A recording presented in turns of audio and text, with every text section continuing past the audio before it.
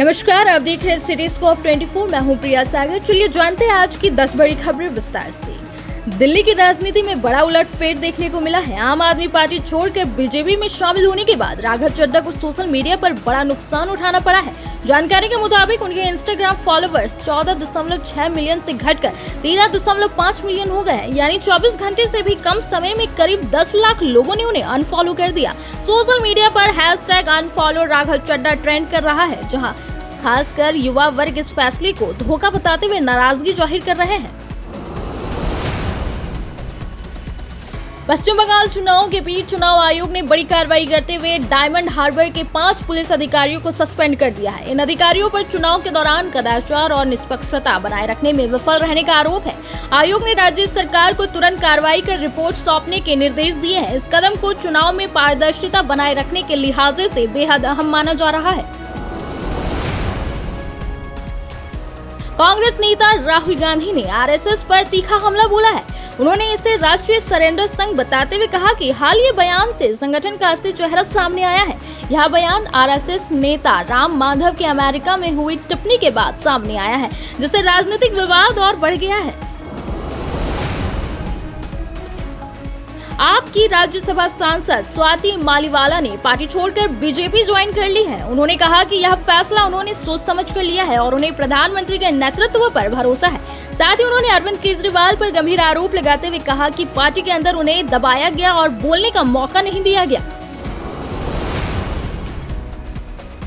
दिल्ली के अमर कॉलोनी में हुई 22 साल की युवती की हत्या और रेप मामले में पुलिस जांच तेज हो गई है। आरोपी राहुल मीणा को मौके पर ले जाकर क्राइम सीन रिक्रिएशन कराया गया, जहां उसने पूरी वारदात को दोहराया। जांच के दौरान कई अहम सबूत मिले हैं, जिनमें खून के निशान, चार्जिंग केबल और अन्य डिजिटल क्लू शामिल है। झारखंड के हजारीबाग में दिन दहाड़े बड़ी बैंक डकैती की वारदात सामने आई है। 4 नकाबपोश बदमाशों ने महज 10 मिनट में करीब 7 करोड़ का सोना और लाखों रुपए कैश लूट लिया।